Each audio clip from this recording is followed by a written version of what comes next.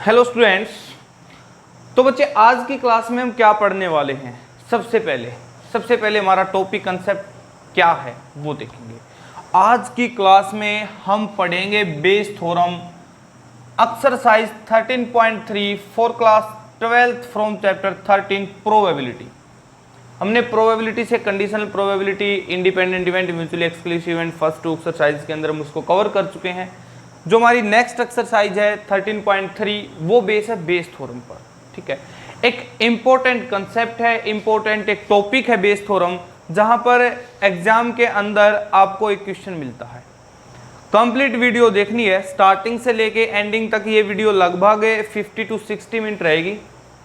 अब complete video देखने के बाद आप कभी भी बेस थ्योरम पे बेस जो क्वेश्चन होगा उसको गलत नहीं करोगे। बेस थ्योरम पे जो भी क्वेश्चन मिलेगा आपको आफ्टर 12th ऑल्सो आप क्वेश्चन गलत नहीं करेंगे। लेकिन कई बच्चे ऐसे होते हैं जिनको बेस थ्योरम ही समझ नहीं आती, जिनको स्टेटमेंट ही समझ नहीं आती क्वेश्चन की, जिनको यही पता नहीं चलता कि इस क्वेश्चन के अंदर बेस थ्योरम अप्लाई होगी। ठीक है, तो वो बच्चे ध्यान से देखें, इंटरेस्ट बना के वीडियो को देखना है। 50 to 60 मिनट की वीडियो होगी, लगभग 10 से 12 क्वेश्चन होंगे, आपका कंसेप्ट होगा। तो यहां पर आपको वीडियो में इंटरेस्ट बना के पढ़ना है, इसको सीखना है। ठीक है, तो सबसे पहले तो बेस थ्योरम क्या है वो देख लेते हैं। ठीक है, अभी मैंने डेफिनेशन लिख दी बेस थ्योरम की। If E1, E2 up to En are non-empty events which constitute a partition of sample space S. For example, E1, E2, En are pairwise disjoint and E1 union E2 union up to union En equal to sample space. And A is an any event of non-zero probability that probability of EI upon A so this. ठीक है, क्या है ये? आया कुछ समझ? नहीं आया, बिल्कुल भी नहीं आया। भाई आपने ये समझना ही नहीं है, आपने ये याद ही नहीं करना, ना आपने इसको पढ़ना है। ठीक है, एग्जाम के अंदर कभी भी डेफिनेशन नहीं पूछेगा आपसे, कभी भी एग्जाम के अंदर डेफिनेशन नहीं पूछेगा। और अगर बेस थ्योरम की हम बात करें तो अगर आप पिछले 10 से 11 साल के पेपर उठा के देखेंगे, पिछले 10 से 11 साल के पेपर उठाओगे तो वहां पर आपको कम से कम 7 to 8 टाइम्स बेस थ्योरम पे बेस क्वेश्चन मिलेगा। 7 से 8 साल में आपको बेस थ्योरम पे क्वेश्चन मिलेगा। वेरी इंपॉर्टेंट कंसेप्ट है, चाहे आपका HBSC बोर्ड है चाहे आपका CBSE बोर्ड है। ठीक है, तो कभी भी डेफिनेशन नहीं पूछेगा एग्जाम के अंदर, ना आपको डेफिनेशन रटनी है ना आपको सीखनी है ये। ठीक है, कोई फायदा नहीं। देखो अब जो हमारे को समझ आना चाहिए ना, प्रोबेबिलिटी के अंदर बेस थ्योरम है, लॉ ऑफ टोटल प्रोबेबिलिटी है, हम प्रैक्टिकल करते हैं इसको। हमने ये थ्योरी डेफिनेशन पढ़ना ही नहीं है, रटना ही नहीं है, इसको याद ही नहीं करना हमने, हम इसको ना प्रैक्टिकल समझते हैं। देखो प्रोबेबिलिटी के अंदर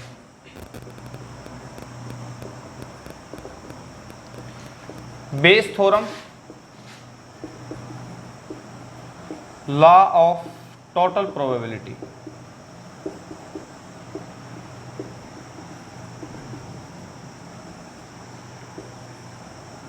ठीक है, Bayes theorem, law of total probability, ये चीज देखते हैं।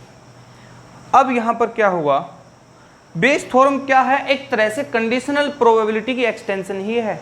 कंडीशनल जो है, अगर आप क्वेश्चन देखेंगे ना तो आपको लगेगा कंडीशनल प्रोबेबिलिटी, आपको ऐसा लगेगा कि जो क्वेश्चन है ये तो कंडीशनल प्रोबेबिलिटी का। भाई तो क्वेश्चन ध्यान से समझना है। सबसे पहले अगर आपको क्वेश्चन ही समझ आ गया ना कि यहाँ पर बेस थ्योरम अप्लाई करनी है तो 40% आपका क्वेश्चन सोल्व हो गया।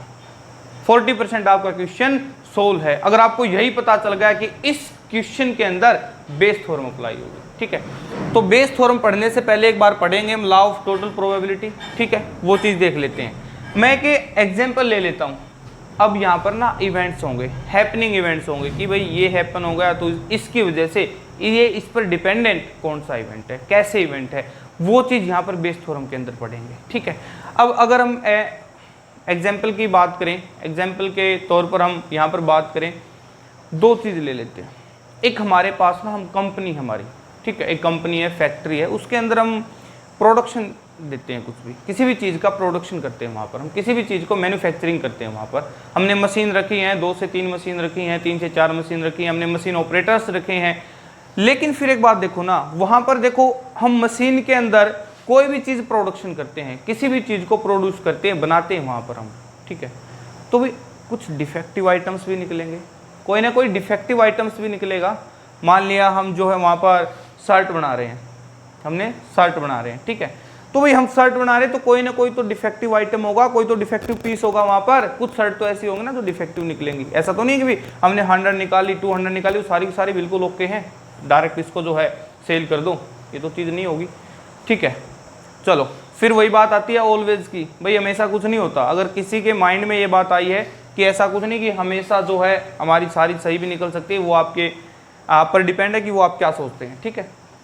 लेकिन जब पहली बात आपको यहाँ से एक चीज़ सीखनी है कि पहले शर्ट डिफेक्टिव निकलेगी या पहले शर्ट बनेगी। भाई एक बात देखो ना, पहले शर्ट बनेगी तभी तो डिफेक्टिव पीस होगा ना, या पहले डिफेक्टिव हो जाएगा बनने से पहले ही? पहले तो बनेगा। तो ये इवेंट आपको ना वहाँ पर सीखना कि फर्स्ट इवेंट कौन सा है, पहले इवेंट कौन सा हुआ है। पहले शर्ट बनी है, डिफेक्टिव बाद में निकली है, ठीक है। बाद में हम ये चेक करें, भाई एक मशीन है ए, एक मशीन है बी, ए मशीन ने 100 शर्ट निकाल दी, बी ने 500 निकाल दी, ए ने कितनी डिफेक्टिव निकाली, बी ने कितनी डिफेक्टिव निकाली, वो बनने के बाद है, after that production of these shirts, ठीक है। दूसरी बात, एक और एग्जांपल ले लेते हैं हम जहाँ से आपको और अच्छे से क्लियर हो जाएगा। इंश्योरेंस की बात कर लेते हैं। इंश्योरेंस, अभी बाइक है, स्कूटर्स है, बस है, ट्रक है, जो भी चीज़ है हम उसका इंश्योरेंस करवाते हैं, ठीक है। एक बात देखो, पहले एक्सीडेंट होगा या पहले आप इंश्योरेंस करवाओगे? पहले एक्सीडेंट होगा या पहले इंश्योरेंस होगा? एक चीज़ देखो ना, ऐसा तो नहीं आपका एक्सीडेंट हुआ आफ्टर दैट आपने इंश्योरेंस करवा फिर उसका इंश्योरेंस लेते, ऐसा तो नहीं है। पहले आपने इंश्योरेंस करवा रखा है, उसके बाद अगर आपका एक्सीडेंट होता है, मीट एन एक्सीडेंट, देन आप उसका जो है इंश्योरेंस ले सकते हैं, ये चीज़ होगी, ठीक है। तो अब हम एक सिंपल सा एग्जाम्पल के तौर पर आपको Bayes theorem, law of total probability clear करवा देते हैं। देखते हैं, हमारे पास दो बैग हैं, बैग फर्स्ट, बैग सेकंड। हमारे पास दो बैग हैं। फर्स्ट बैग के अंदर 3 वाइट बॉल है, 5 रेड बॉल है। सेकंड बैग के अंदर मान लेते हैं 4 वाइट और जो है 6 रेड बॉल है, ये मान लिया हमने, ठीक है। भाई यहाँ से ना आपको एक बॉल निकालनी है, रेड बॉल निकालनी है। आपको पता है कि आपको रेड बॉल निकालनी है। सबसे पहले माइंड में ये बात आई, भी इस बैग से निकाले या इस बैग से निकाले? आई कि नहीं आई? माइंड में ये बात, आपके दिमाग में ये बात आई कि नहीं आई कि भाई हम इस बैग से निकालें या फिर सेकंड बैग से निकालें, फर्स्ट से या फिर सेकंड से? सबसे पहली बात तो यही आ गई। 10th क्लास है, 10th क्लास है, 11th क्लास है, 12th जो भी क्लास है, अगर आपको ये बोल दें कि भाई 12th क्लास है, किसी एक बच्चे को बुला लाओ और 12th क्लास के 2 सेक्शन है मान लिया आपके स्कूल में, तो सबसे पहले तो आपके दिमाग में ये बात आई ना कि किस सेक्शन से बुला के लाएं उस बच्चे को, सेक्शन ए, सेक्शन बी, ए से बुला के लाएं या बी से बुला के लाएं? आपको तो बोल दिया भाई बी सेक्शन वाला भी तो 12th क्लास में है, ए सेक्शन वाला भी तो 12th क्लास में है। तो माइंड में यही बात आई ना कि सर ए सेक्शन से बुला के लाएं या फिर बी सेक्शन से। भाई अगर ए से आए चाहे बी से आए, बच्चा तो 12th का आएगा ना, या नहीं? ए से आए चाहे बी से आए, बच्चा तो 12th का आएगा। बॉल चाहे फर्स्ट बैग से निकले चाहे सेकंड बैग से निकलेगी तो रेड बॉल हमने निकालनी है, ठीक है। तो यहाँ पर हम देख लेते हैं एक बार, ये हमने ना यहाँ पे ए इवेंट ले लिया जहाँ पर रेड बॉल है, यहाँ पर ए इवेंट लिया, रेड बॉल निकलेगी, ठीक है। सबसे पहले वो इवेंट लेंगे जो फर्स्टली हैपन होगा। आप क्या करोगे? बैग सेलेक्ट करोगे। क्या करोगे? बैग सेलेक्ट करोगे, फर्स्ट बैग या सेकंड बैग। भाई आपके पास है ना 2 बैग रखे हैं, आपने रैंडमली कोई भी एक बैग सेलेक्ट कर लिया, रेड। भाई हाँ ठीक है, हमने जो है बॉल निकाल ली, रेड बॉल निकलेगी, लेकिन वो निकली कहाँ से है? फर्स्ट बैग से या सेकंड बैग से? चेक करो ना। तो फर्स्ट बैग निकलने की प्रोबेबिलिटी कितनी होगी यहाँ पर? फर्स्ट बैग से निकले बॉल चांस कितने होंगे? भाई 2 बैग हैं तो हाफ चांस है, 50-50%, तो क्या रहेंगे? 1/2। सेकंड बैग सेलेक्ट हो जाए क्या रहेगा? 1/2। ये ना हम E1 इवेंट मान लेते हैं, ये क्या मान लेते हैं? E2 इवेंट मान लेते हैं, ठीक है। ये हमने E1 इवेंट ले लिया कि फर्स्ट बैग सेलेक्ट हो, E2 इवेंट मान लिया हमने सेकंड बैग सेलेक्ट हो, और ये 1/2 क्या होगी? प्रोबेबिलिटी हो गई, probability of E1, probability of E2। अब चेक करो आप, अब ये चीज़ देखेंगे, ए इवेंट यहाँ से क्या निकलेगा? ये फर्स्ट बैग से प्रोबेबिलिटी ऑफ E1 क्या है? 1/2, प्रोबेबिलिटी ऑफ E2 क्या है? 1/2। अब फर्स्ट बैग से रेड बॉल आने के चांस कितने हैं? फर्स्ट बैग से रेड बॉल आने के चांस कितने हैं? 3/8। कितने हैं? 3/8, ठीक है। सेकंड बैग से रेड बॉल आने के चांस कितने हैं? 6/10। कितने हैं भाई? सॉरी यहाँ पर रेड बॉल की बात करें तो 5/8, यहाँ पे क्या हो जाएगा 5/8, यहाँ पे रेड क्या हो जाएगा 6/10, ये चीज होगी ना। ये हो गया हमारा ये रेड बॉल आई है फर्स्ट बैग से, probability of A/E1, probability of A/E2, मतलब सेकंड बैग से रेड बॉल आई है, ठीक है। अब हम निकालेंगे probability of A, probability of A, probability of A कैसे निकालेंगे, probability of E1 into probability of A/E1 plus probability of E2 into probability of A/E2, ये चीज है। इसको सोल्व करो। प्रोबेबिलिटी ऑफ E1 क्या 1/2, probability of A/E1 5/8 plus probability of E2 6/10, probability of A/E2 क्या है, प्रोबेबिलिटी ऑफ E2 1/2 और probability of A/E2 है 6/10। अगर इसको सोल्व करोगे तो ये होगा 5/16 और प्लस इसको कैंसिल आउट कर दो, 3 पे गया 3/10 प्लस 3/10। अगर आप एलसीएम लोगे, चलो यहाँ पर एलसीएम आप जो है 80 ले लेते हैं, 80, 16 5 जा 25 प्लस 10 8 जा 8 3 जा 24, तो क्या रहेगा ये 49/80। यहाँ पर ये प्रोबेबिलिटी ऑफ ए क्या मिली आपको 49/8, this is the law of total probability, ये है आपका लॉ ऑफ टोटल प्रोबेबिलिटी, ठीक है। अब समझनी है आपको बेस थ्योरम। हाँ, इसके मैथ्स के अंदर डायग्राम अलग अलग दे देते हैं जहाँ पर आपको समझना मुश्किल हो जाता है। कुछ तो देखो ऐसे डायग्राम दे देते हैं, यहाँ पर भाई यहाँ पर ये अलग अलग इवेंट दे दिए हमारे पास, एक ऐसे निकाल दिया, ये इवेंट दे दिए E1 E2 E3 E4 E5 total हो गए सभी, ये हमारा क्या हो गया सैंपल स्पेस हो गया, ऐसे निकाल दिया। या फिर किसी के अंदर क्या होते हैं ऐसे निकाल देते हैं भाई, ये हमारे जो है E1 हो गया E2 E3 E4 ये इवेंट हो गए। RD शर्मा में भी कुछ इस तरह से दिया हुआ है, ठीक है। तो वहाँ से समझना ना आपके लिए मुश्किल हो जाता है। तो आई होप यहाँ से आपको क्लियर होगा लॉ ऑफ टोटल प्रोबेबिलिटी, ये चीज़ होगी, ऐसे आप निकालोगे लॉ ऑफ टोटल प्रोबेबिलिटी। आपने यहाँ से प्रोबेबिलिटी ऑफ ए निकाल दिया है, ठीक है। अब बेस थ्योरम क्या है, अब हम डायरेक्ट अपने कंसेप्ट पर चलते हैं, अपने क्वेश्चन पर चलते हैं, ठीक है। यहां से आपने प्रोबेबिलिटी ऑफ E1 निकाला, प्रोबेबिलिटी ऑफ E2 निकाला, आपने A/E1 निकाला, A/E2 निकाला।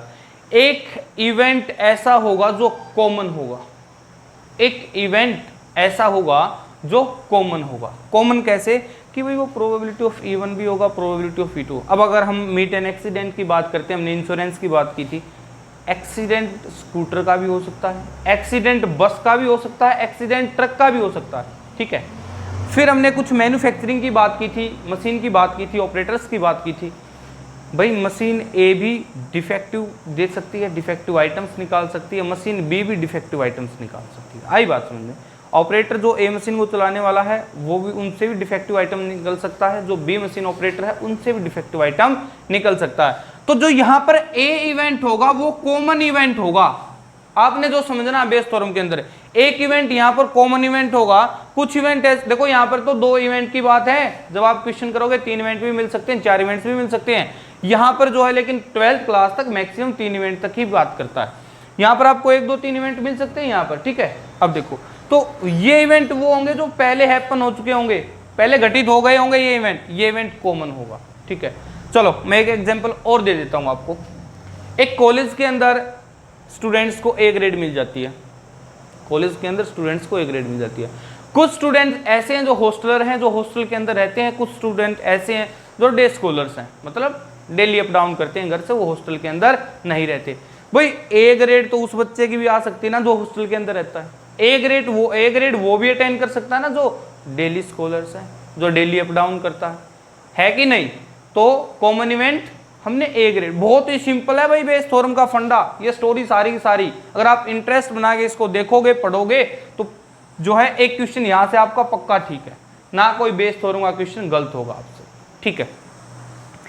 अब यहाँ पर हम बात करते हैं, अपने एग्जाम्पल पर आ जाते हैं। यहाँ पर हमने बात की कि आपने रेड बॉल निकाल ली, ठीक है भाई, मैंने निकाल दी रेड बॉल, फर्स्ट बैग से सेकंड बैग से जो भी निकली, फर्स्ट बैग सेलेक्ट किया, सेकंड सेलेक्ट किया, हमने रेड बॉल निकाल दी। अब वो आपसे पूछ रहा है कि ये जो रेड बॉल निकली है सेकंड बैग से निकली है, फाइंड आउट, ये जो बॉल निकली है ना रेड बॉल, ये सेकंड बैग से निकली है, ठीक है। या फिर अब जो है ये जो रेड बॉल निकली है ये फर्स्ट बैग से निकली है, ठीक है। ये जो हमारी रेड बॉल निकली है ये फर्स्ट बैग से निकली या फिर सेकंड बैग से निकली है, वो क्वेश्चन पर डिपेंड करेगा किस तरह पूछता है, कौन से बैग से पूछता है, ठीक है। अगर वो यहाँ पर पूछता है कि ये मान लिया ये सेकंड बैग से निकली है, अगर सेकंड बैग से निकली है तो आपको यहाँ पर निकालना होगा probability of E2 upon A. E2 event था ना सेकंड बैग का, E2 upon A, probability of E2 upon A निकालोगे आप यहाँ से। तो probability of E2 upon A कैसे निकालोगे, probability of E2 into probability of A upon E2 divide by probability of A, ठीक है। तो प्रोबेबिलिटी ऑफ E2 अपॉन ए क्या हो जाएगा, प्रोबेबिलिटी ऑफ E2 क्या है 1/2, ए अपॉन E2 क्या है 6/10 डिवाइड बाई प्रोबेबिलिटी ऑफ ए तो निकाल देना हमने 49/80। सोल्व कर दो इसको, 3 पे गया, 3/10 इंटू ये क्या हो जाएगा 80/49, कैंसल आउट कर दो, 8 पे 8 3 जा 24/49, ठीक है। अगर आपका आंसर न्यूमिनेटर ग्रेटर देन देता है तो आपका आंसर गलत है भाई, क्वेश्चन गलत है। बिल्कुल स्टार्टिंग की वीडियो के अंदर ही बताया था कि probability can never be negative nor be greater than 1। Probability कभी भी नेगेटिव नहीं हो सकती, प्रोबेबिलिटी कभी भी 1 से बड़ी नहीं हो सकती। ना तो प्रोबेबिलिटी जो है नेगेटिव हो सकती, मतलब 0 से कम हो सकती है, ना प्रोबेबिलिटी 1 से बड़ी हो सकती है। भाई 1 है तो वो इवेंट ही है, अगर वो 0 है तो इम्पॉसिबल इवेंट है, ठीक है। अगर कंप्लीट 1 है तो वहां पर तो कोई चांस ही नहीं है, ठीक है। ये चीज है। तो Bayes theorem, law of total probability, ये आपको क्लियर हुआ होगा। अगर आपको ना यहाँ से 30 से 40% भी ये कंसेप्ट क्लियर हो गया, 30 से 40%, मैं कंप्लीट नहीं बोल रहा, 30 से 40% भी अगर ये कंसेप्ट क्लियर है तो ये लगा के चलो आपका बेस थ्योरम क्लियर हो चुका है। 2-3 क्वेश्चन करोगे ऑटोमेटिक आप अपने आप क्वेश्चन निकालना स्टार्ट कर दोगे बेस थ्योरम के, ठीक है। यहां पर आप प्रोबेबिलिटी ऑफ ए ऐसे लिख सकते हो या फिर आप डायरेक्ट भी कर सकते हो। प्रोबेबिलिटी ऑफ ये सारी की सारी प्रोबेबिलिटी ऑफ ए ना निकाल के यहां पर आप ऐसे लिख सकते हो, probability of E1 into probability of A upon E1 plus probability of E2 into probability of A upon E2। ये वही तो बात है, ये प्रोबेबिलिटी ऑफ ए ही तो है, ये क्या भाई प्रोबेबिलिटी ऑफ ए, ठीक है। चलिए डील करते हैं एक्सरसाइज 13.3। क्वेश्चंस को मैं बोर्ड पे नोट नहीं करूंगा क्योंकि इससे वीडियो ज़्यादा लंबी जाएगी। तो जब भी आप वीडियो को देखें, जब भी वीडियो से पढ़ें तो अपनी बुक, नोटबुक और पेन साथ रखें। देखते हैं first question. An urn contain 5 red and 5 black balls. A ball is drawn at random, its colour is noted and it return to the urn. देखो बच्चे, यहाँ पर एक अर्न के अंदर 5 रेड और 5 ब्लैक बॉल्स हैं, ठीक है। अब जो मेन बात आपको समझनी है वो क्या है कि पहले यहां पर कौन सा इवेंट होगा उस पर डिपेंडेंट, उसके बाद कौन सा इवेंट होगा। तो हमारे पास 5 रेड और 5 ब्लैक बॉल्स हैं, ठीक है। और वहां से ना हमने एक बॉल को निकाल लिया। A ball is drawn randomly and its colour is noted and replaced in the urn. हमने एक बॉल को निकाल लिया। एक बॉल निकालने के बाद जिस भी कलर की बॉल निकली उसका कलर नोट किया और उसके बाद वापिस रख दी उसके अंदर। जिस भी कलर की वो बॉल निकली थी 2 बॉल और ऐड कर दी उसी कलर की, ठीक है। मान लिया रेड कलर की बॉल निकली थी तो रेड कलर की हमने ऐड कर दी, ब्लैक कलर की निकली थी तो ब्लैक कलर की बॉल उसके अंदर ऐड कर दी हमने, ठीक है। तो E1 और E2 दो इवेंट होंगे। E1 इवेंट, हम यहाँ पर E1 इवेंट लेट कर लेते हैं। Let E1 event ball drawn red, और E2 इवेंट लेते हैं बॉल ड्रॉन्स ब्लैक। इसके बाद इसने बोला कि moreover 2 additional balls of the colour drawn are put in the urn and then a ball is drawn at randomly. भाई starting में एक अर्न के अंदर 5 रेड 5 ब्लैक बॉल्स, वहां से एक बॉल निकाली, उसका कलर नोट किया, अगर रेड निकली है या फिर ब्लैक निकली है। उसके बाद वो कलर नोट करने के बाद हमने उस बॉल को वापिस रख दिया और उसी कलर की फिर हमने 2 बॉल ऐड कर दी उसके अंदर, ठीक है। और फिर what is the probability that the second ball is red, second ball red हो। तो ए इवेंट क्या मानेंगे यहां पर जो कॉमन होगा, ए इवेंट हम यहां पर क्या मानेंगे, drawn second ball is same colour, second ball is same colour, ठीक है। देखते हैं और फाइंड आउट करना हमने जो what is the probability that the second ball is red, second ball is red. तो देखो प्रोबेबिलिटी ऑफ E1 क्या रहेगा, black ball drawn sorry red ball drawn, 5 red है तो 5/10 कैंसिल आउट करोगे 1/2। प्रोबेबिलिटी ऑफ E2 क्या रहेगा, black ball are drawn, black ball भी 5 है ना तो 5/10 कैंसिल आउट करोगे 1/2। मान लिया हमने स्टार्टिंग में क्या है रेड बॉल निकाली, उसके बाद हमने कलर नोट किया तो भी 2 बॉल और रेड इसमें ऐड करोगे। देखो 2 रेड बॉल ऐड कर दी तो 7 रेड हो गई, 5 ब्लैक हो गई। अब क्या निकालोगे आप, प्रोबेबिलिटी ऑफ A/E1, A/E1। अब देखो ये चीज, अब E1 इवेंट क्या है, रेड बॉल ड्रॉन, तो क्या होगा यहाँ पर, अब red ball drawn second ball is same colour तो 7/12। Probability of A/E2 black colour. अब ब्लैक E2 इवेंट क्या है, E2 इवेंट क्या है, E2 इवेंट हो चुका है, ब्लैक बॉल ड्रॉन हो चुकी है। अब अगर ब्लैक बॉल ड्रॉन है तो 2 बॉल हम ऐड करेंगे तो रेड तो 5 रहेंगी, ब्लैक क्या हो जाएंगी 7 ब्लैक बॉल हो जाएंगी। तो क्या रहेगा A/E2 7/12, ये चीज हो गई। हमने फाइंड आउट करना second ball is red colour, second ball is red colour, तो फर्स्ट भी रेड होनी चाहिए, सेकंड भी रेड होनी चाहिए, तो फर्स्ट रेड होनी चाहिए, तो क्या होगा प्रोबेबिलिटी ऑफ A/E1। तो अब हम यहां से क्या फाइंड आउट करेंगे, प्रोबेबिलिटी ऑफ E1/A, और ये क्या होगा probability of E1 into probability of A/E1 divide by probability of E1, probability of A/E1 plus probability of E2, probability of A/E2, ये चीज हो जाएगी। यानी कि जो ये हमने एक पढ़ा है law of total probability, probability of A, वही तो चीज है, चेक करो एक बार, वही तो चीज है। तो क्या रहेगा, प्रोबेबिलिटी ऑफ E1 क्या है 1/2, A/E1 क्या है 7/12 होल डिवाइड बाई, तो 1/2 into 7/12 plus probability of E2 क्या है 1/2 इंटू प्रोबेबिलिटी ऑफ A/E2 7/12। इसको सोल्व कर दो अब, 7/24 डिवाइड बाई 7/24 प्लस 7/24, तो 7/24 डिवाइड बाई एलसीएम 24 लोगे, 7 और 7 क्या हो जाएगा 14, 24 से 24 कैंसिल आउट, 1 2 पे गया। तो लास्ट में कैंसिल आउट होने के बाद हमारे पास जो आंसर मिलेगा वो क्या होगा 1/2 के इक्वल।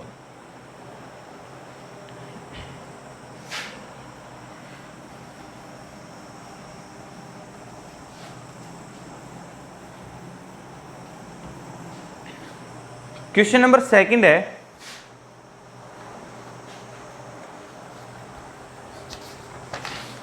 सेकंड क्वेश्चन के अंदर कहता है ए bag contain 4 red and 4 black balls, another bag contains 2 red and 6 black balls. एक बैग के अंदर तो भाई 4 रेड और 4 ब्लैक बॉल है, जो हमारा बैग फर्स्ट है, फर्स्ट बैग के अंदर तो 4 रेड बॉल हैं और 4 ब्लैक बॉल हैं।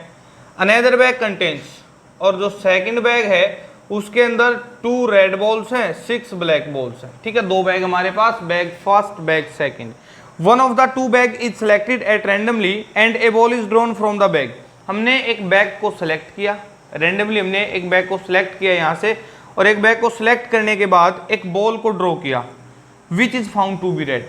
हमने जिस बॉल को ड्रॉ किया है वो क्या निकली, एक रेड कलर की बॉल है। इसके बाद क्या, find the probability that the ball drawn A from first bag, ball drawn from A first bag. ठीक है, देखो अब क्या है, सबसे पहले तो हमने एक बॉल जो निकाली, एक बैग को सिलेक्ट किया, उसके बाद बॉल को निकाला, बॉल हमारे को क्या मिल गई, फर्स्ट बैग से बॉल मिली। ठीक है, find the probability that A the ball is drawn from the first bag, और वो बॉल किस कलर की है, वो बॉल है हमारे पास रेड कलर की। तो चलो E1 और E2 इवेंट क्या मानोगे आप, E1 इवेंट क्या मानोगे, सबसे पहले तो आप क्या करोगे भाई, बैग को सिलेक्ट करोगे ना, bag first is selected. E1 event क्या मान लिया हमने, फर्स्ट बैग को सिलेक्ट किया। E2 इवेंट क्या लेट करोगे, second bag select, bag second is selected. First bag select करें, E1 इवेंट लेट किया, सेकंड बैग सिलेक्ट करें, E2 इवेंट किया। अब कॉमन चीज, कॉमन बात यहां पर क्या हमारी, कॉमन बात है रेड बॉल आना। ए इवेंट क्या लेट किया हमने, red ball draw, red ball draw. भाई E1 event bag first is selected, E2 event bag second is selected. भाई एक बात देखो ना, आप फर्स्ट बैग से भी रेड बॉल आ सकती है, सेकंड बैग से भी रेड बॉल आ सकती है, लेकिन जो लास्ट में हमने प्रोबेबिलिटी फाइंड आउट करनी है वो क्या करनी है, जो हमारी रेड बॉल आई है ना वो सेकंड बैग से हो, सेकंड बैग से हो, mean that probability of E2 upon A। तो यहां पर देखो प्रोबेबिलिटी ऑफ E1 क्या रहेगा, दो बैग है, एक बैग सिलेक्ट करने के 50% चांस है भाई 1/2। प्रोबेबिलिटी ऑफ E2 क्या रहेगा 1/2, सेकंड बैग सिलेक्ट करने के चांस। और probability of A upon E1 क्या रहेगा, red ball is drawn, red ball is drawn. तो फर्स्ट बैग से रेड बॉल ड्रॉ, रेड कितनी है 4, टोटल क्या है 8, तो 4/8। और probability of A upon E2 क्या रहेगा यहाँ पे A अपॉन E2, तो सेकंड बैग के अंदर रेड कितनी है 2, तो 2/8। Probability of A upon E2 2/8। अब जो फाइंड आउट करना हमने वो फाइंड आउट करना कि what is the probability that ball is drawn from the first bag से बॉल ड्रॉ हो।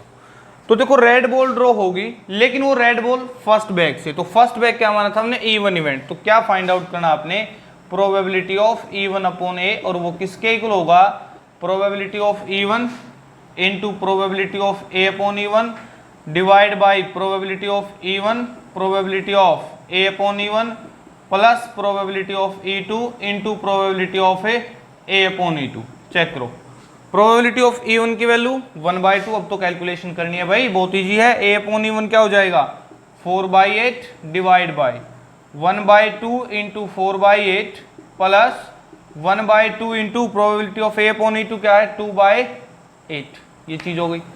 तो अब देखो यहां से ना आप कैंसिल आउट मत करो, यहां से आप कैंसिल आउट कैसे, मतलब 2 2 जा 4, 2 2 जा 4, 2 से 2, ये कैंसिल आउट मत करो। देखो करोगे तो गलत नहीं है, ठीक है, लेकिन क्यों नहीं करे यहां से कैंसिल आउट, कि डायरेक्ट यहां से एलसीएम कैंसिल आउट हो जाएगा, इसका डायरेक्ट इसके एलसीएम से एलसीएम कैंसिल आउट हो जाएगा। तो अब यहाँ पे क्या होगा, ये 4/16 डिवाइड बाय 4/16 प्लस 2/16, तो 4/16 डिवाइड बाय एलसीएम 16 हो गए, 1 1 पे गया, 4 प्लस 2 6, 6/16, तो 4/16 इंटू 16/6, 16 से 16, 2 3 जा 2 2 जा, दैट इज आंसर आपको लास्ट में क्या मिला 2/3 के इक्वल। चलिए क्वेश्चन नंबर 3 देखते हैं। आपको एक एग्जांपल भी बताया था reside in hostel not reside in hostel वाला, उसी पे बेस्ड क्वेश्चन है बिल्कुल as it is. Of the students in a college it is known that 60% reside in hostel, किसी भी कॉलेज के अंदर 60% बच्चे हॉस्टल के अंदर रहते हैं, 40% are day scholars, mean that not reside in hostel और डेली अप डाउन करते हैं। 60% हॉस्टल के अंदर रहते हैं, 40% डे स्कॉलर्स हैं। Previous year result report that 30% of all student, पिछले साल का रिजल्ट देखने पर 30% ऐसे बच्चे who reside in hostel attend A grade, grade A मिली और क्या है वो हॉस्टल के अंदर रहते थे। 20% of day scholars attend A grade in their annual examination. At the end of the year के लास्ट में one student is chosen at random from the college, college में से रैंडमली किसी भी एक स्टूडेंट को सिलेक्ट कर लिया, एक स्टूडेंट को चूज कर लिया वहां से। He has an A grade, उस स्टूडेंट को ए ग्रेड मिली थी, he attend A grade. What is the probability that the student is a hostler, find out करना है what is the probability that जो हमने स्टूडेंट सेलेक्ट किया है जिसको ए ग्रेड मिली थी वो क्या था, हॉस्टलर था, हॉस्टल के अंदर रहता था। अब देखो यहाँ पर E1 इवेंट क्या मानोगे, जो हॉस्टल के अंदर रहते हैं, जो हॉस्टल के अंदर नहीं रहते, E1 2 इवेंट यही होंगे। लेट E1 इवेंट क्या होगा, reside in hostel. E2 event क्या होगा, E2 इवेंट क्या रहेगा, नॉट रिसाइड इन हॉस्टल, जो हॉस्टल के अंदर नहीं रहते, मीन दैट डे स्कॉलर्स हैं।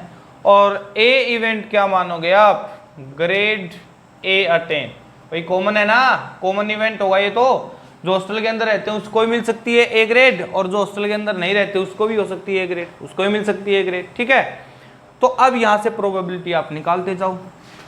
Probability of E1 reside in hostel, कितने बच्चे रहते हैं हॉस्टल के अंदर 60%, तो 60/100, ठीक है। प्रोबेबिलिटी की जो बिल्कुल एक फर्स्ट वीडियो डाली थी मैंने 13.1 एक्सरसाइज स्टार्ट की, वहां से आपको बताया था कि प्रोबेबिलिटी की जो नोटेशन जो डिफाइन कर सकते हैं हम वो परसेंटेज के अंदर भी हो सकती है, डेसिमल के अंदर भी हो सकती है और फ्रैक्शन के अंदर भी हो सकती है। तो यहाँ पर ना परसेंटेज की बात की है, 60% है, इसको मैं से भी लिख सकते हैं 60/100। प्रोबेबिलिटी ऑफ E2 क्या रहेगा 40%, तो 40/100 ये चीज हो गई।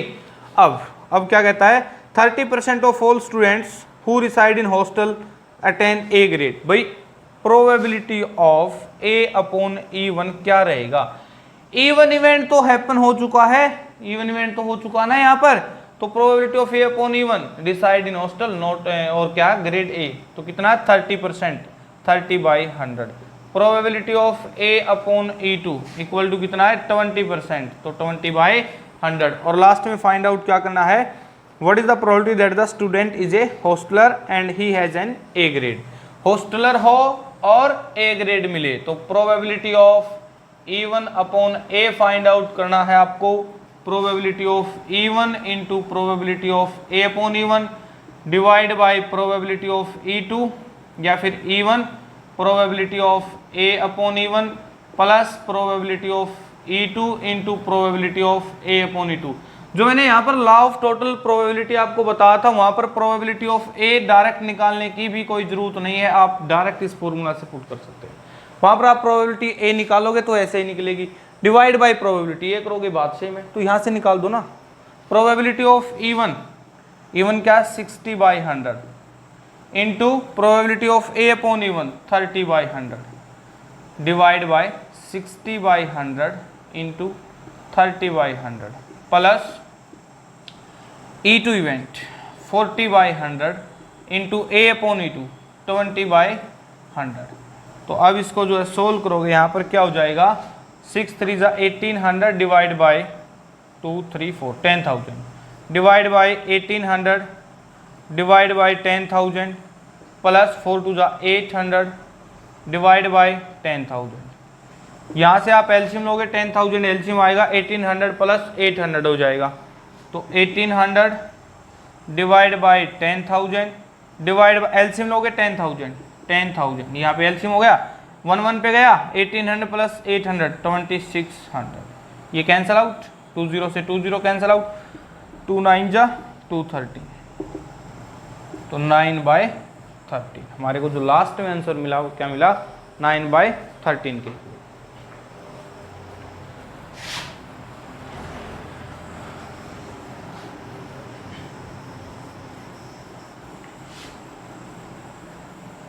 चलो नेक्स्ट क्वेश्चन देखते हैं, क्वेश्चन नंबर 4। भाई 1 2 3 3 क्वेश्चंस भी किए हैं, बेस थ्योरम एक एग्जांपल से भी पढ़ी थी, तो शायद अब तक तो आपको बेस थ्योरम क्लियर हो गई होगी, क्वेश्चंस आपको पता लगने लग गया होगा कि कैसे बेस थ्योरम के क्वेश्चंस को सोल्व करेंगे। In answering a question on a multiple choice test, कोई भी एक मल्टीपल चॉइस टेस्ट है और उसके आंसर आपने जो है देना, वहाँ पर मल्टीपल चॉइस टाइप टेस्ट जो है उसका आंसर दे रहे हैं आप। A student either knows the answer और गैसेज, कोई ऑप्शन टाइप है, दो चीज होंगे, दो काम होंगे, या तो आपको आंसर पता है, भाई ऑप्शन आपके पास जैसे 1 2 3 ABC जैसे भी ऑप्शन है, या तो आपको आंसर पता है, आंसर पता तो ठीक है भाई टिक किया आंसर ठीक है। दूसरी बात ये आप आइडिया लगाओगे, वो कहते हैं ना तुक्के मारोगे, फिर तो आप तुक्के मारोगे, भाई वो तुक्का ठीक भी लग सकता है और वो तुक्का गलत भी हो सकता है, या नहीं भाई तुक्का तो ठीक भी हो सकता है गलत भी हो सकता है, गैस करोगे आइडिया लगाओगे आप। तो let 3/4 be the probability that he knows the answer, आप आंसर को जानते हैं, इसकी प्रोबेबिलिटी है 3/4। 1/4 be the probability that he guesses, आप आइडिया लगा रहे हैं, आप गैस कर रहे हैं, आप तुक्का लगा रहे हैं, प्रोबेबिलिटी है 1/4। Assuming that a student who gas at the answer will be correct with probability 1/4, आपने जो है गैस किया, आइडिया लगाया और कि आपका आंसर करेक्ट मिल गया, तो प्रोबेबिलिटी है 1/4। What is the probability that the student knows the answer given that answer is correctly, भाई वो आंसर जानता था, उसको आंसर पता था और वो आंसर करेक्ट है, इसकी प्रोबेबिलिटी आपको फाइंड आउट करनी है यहाँ पर। तो E1 और E2 इवेंट तो क्या लगाओगे, पहले एक बात बताओ, पहले आंसर ठीक हो जाएगा या आप दो काम करोगे, या तो आपको पता है आंसर या आप तुक्का लगाओगे, आइडिया लगाओगे, गैस करोगे उसको। तो पहले तो यही होगा ना, E1 इवेंट क्या है यहाँ पर, let E1 event he knows the answer, भाई वो आंसर को जानता है, he knows the answer, E2 event, he guesses the answer, वो जो है आइडिया लगाता है, ही गैसेस द आंसर। और ए इवेंट, देखो एक बात है, जब वो जानता है आंसर तो ठीक है, उसका आंसर को पता है तो वो ऑटोमेटिक ठीक है, ऑलरेडी ठीक होगा उसका। ही गैसेस द आंसर, तब भी तुक्का लगाया तब भी आंसर ठीक हो सकता है, तो ए इवेंट क्या लगाओगे common, answer is correct, answer is correct, ठीक है। तो प्रोबेबिलिटी ऑफ इवन क्या होगा यहाँ पर, probability of even, he knows the answer 3/4 given है, 3/4। Probability of E2, he guesses the answer, probability of E2 क्या गिवन है, 1/2 गिवन है, ठीक है। अब फाइंड आउट कर रहे हैं probability of A/E1, answer is correct, he knows the answer. एक बात बताओ ना, आपको आंसर पता है, आपको वो आंसर आता है कि भाई ABC ऑप्शन हमारे को तो पक्का कन्फर्म है 100% बी ऑप्शन करेक्ट है, तो क्या आपका आंसर गलत होगा, नहीं होगा। वहां पर चांस होंगे गलत होने के, नहीं होंगे, वहां पर क्या होगा, प्रोबेबिलिटी कंप्लीट ही होगी, वहां पर तो कोई चांस, भाई एक चीज देखो, प्रोबेबिलिटी होती कब है, जब चांस होते हैं, तो आपको आंसर पता है, आपको आंसर पता है, तो वहां पर गलत होने के चांस क्या कोई है ही नहीं, तो आंसर इज करेक्ट। तो क्या होगा यहाँ पर, प्रोबेबिलिटी ऑफ A/E1 1 के इक्वल होगा। ध्यान से देखना इस चीज को, प्रोबेबिलिटी ऑफ A/E2 क्या गिवन है, ये 1/4 गिवन है कि आपने गैस के आंसर को और आंसर करेक्ट मिल जाए, तो 1/4। लास्ट में हमने फाइंड आउट करना what is the probability that he knows the answer and the answer is correct, he knows the answer and the answer is correct.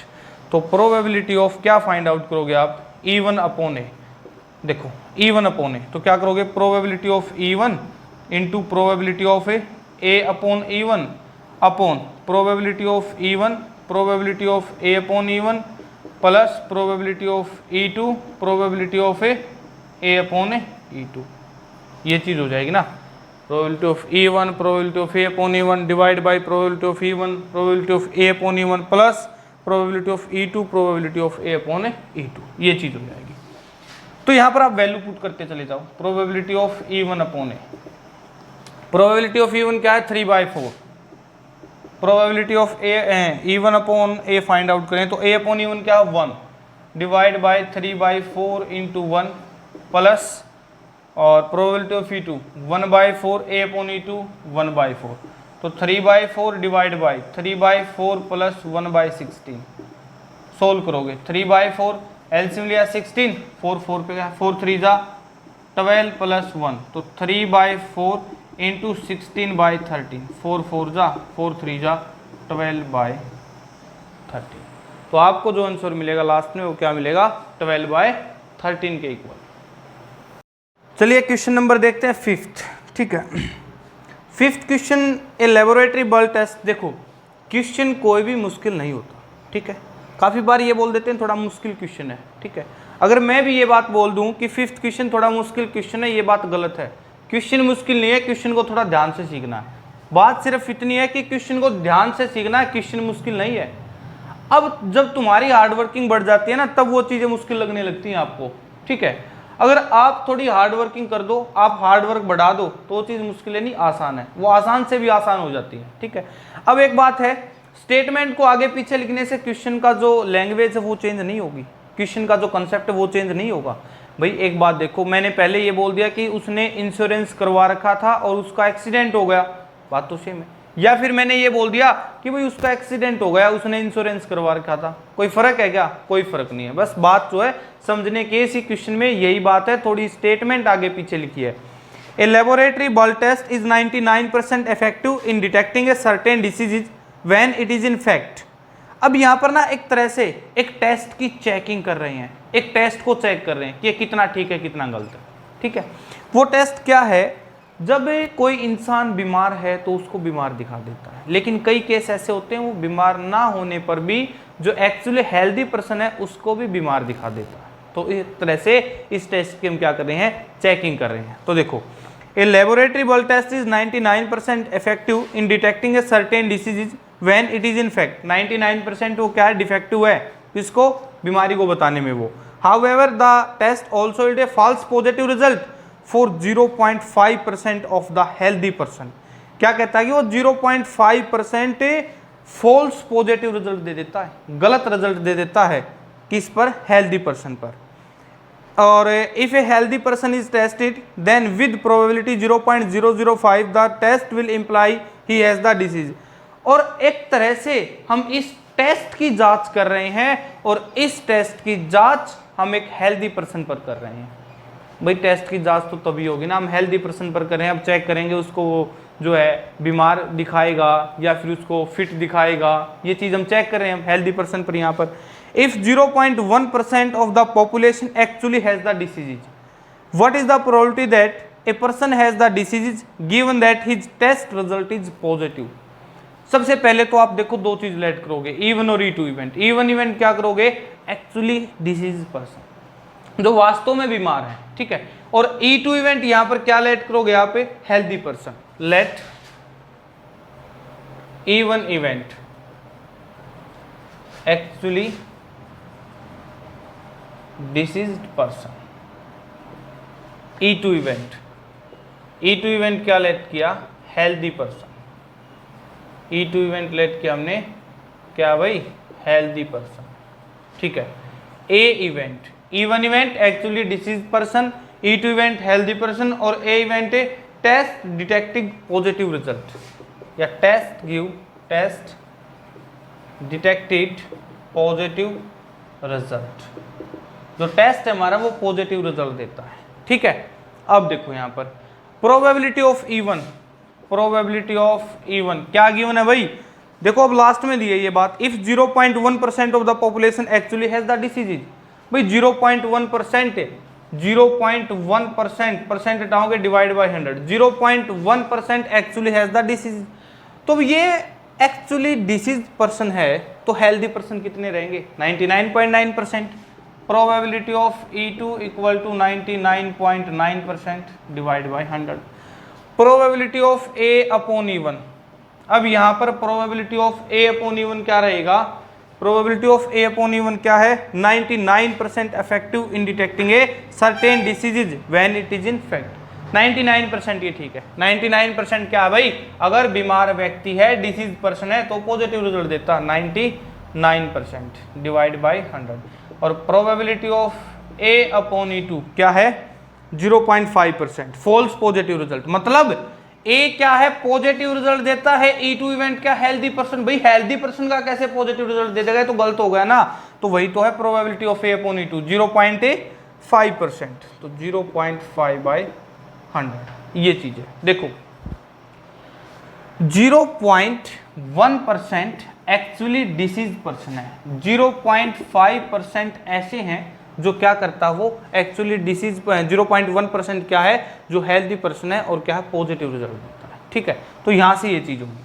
अब यहां से हमने निकालना क्या है, what is the probability that the person has the disease his result is positive, कि भाई आदमी बीमार है और पॉजिटिव रिजल्ट देता है, mean that E1 upon A।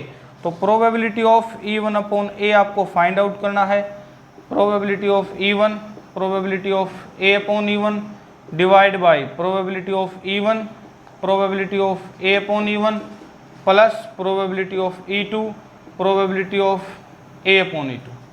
तो यहाँ पर आप निकालोगे, वैल्यू पुट करोगे, probability of E1 0.1 upon 100 into A upon E1 की value 99/100, 99/100 divide by 0.1/100 into 99/100 plus E2 99.9 divide by 100 into probability of A upon E2 0.5 upon 100, ये चीज़ होगी, ठीक है।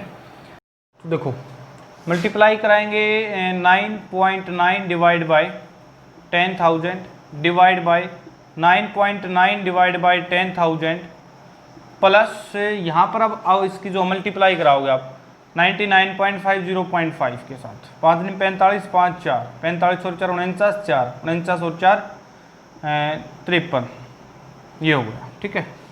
अब जब डिवाइड बाय क्या करोगे, और 2 के बाद पॉइंट 53.95 डिवाइड बाय 10,000, ये चीज़ होगी। मल्टीप्लाई आओ एक बार चेक कर लो, यहाँ पर 4 5 दिन 45 और 4 49 4 45, यहाँ 49 49 ही आएगा, यहाँ पे 49.95 ये आएगा, ठीक है। अब जो है चलो इस तरफ रफ कर लेते हैं, यहाँ सोल्व कर लेते हैं इसको। तो 9.9 यहाँ पर आप एलसीएम लोगे, एलसीएम क्या आएगा, एलसीएम तो यहाँ पर क्या मिलेगा आपको 10,000, तो 9.9 डिवाइड बाय 10,000 और इनटू 10,000, एलसीएम ऊपर गया, यहाँ पर क्या रहेगा 9.9 plus 49.95 cancel out, 9.9 divide by, इसको ऐड करोगे आप 9.90 और ऐड करोगे 49.95, तो 5, 9 और 9 18, 1, 9 और 1 10, 10 और 9 19, 1 क्या रहेगा 5, 4 और 1 5, तो डिवाइड बाई 49.85। देखो यहाँ से आप डेसिमल हटाओगे डिवाइड बाई 10 आएगा, यहाँ से डेसिमल हटाओगे 100 गया, यहाँ से कैंसिल आउट, यहाँ से कैंसिल आउट हो गया। अब जो देखो इसको कैंसिल आउट होता है, यानी 11 से कैंसिल आउट हो जाता है, ये 11 से चेक करो एक बार, 11 5 जा 55, 4 8, 11 4 जा 44 नहीं हो रहा, 11 से कैंसिल आउट है नहीं हो रहा, चलो 5 से कर लेते हैं, 5 1 जा 5, 1 4 8, 5 9 जा 45 3 और 5 7 जा 5 2 जा 2 पे गया, ठीक है। अब जो है 3 से कैंसिल आउट हो जाएगा, 3 3 जा 3 3 जा, ठीक है, और ये हो जाएगा अब 3 3 जा 9 2 9, 3 9 जा 3 9 जा, अब फिर 3 से हो जाएगा 3 11, 3 1 जा 3 3, 11 2 जा 22 बाय 133। अब इसका आंसर चेक कर सकते हैं, 22 बाय 133 के इक्वल होगा, ठीक है।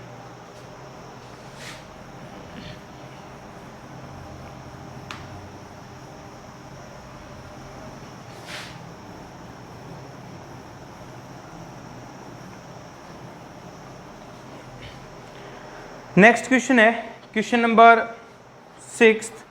देयर आर 3 कॉइन्स, हमारे पास 3 सिक्के, one is a 2 headed coin.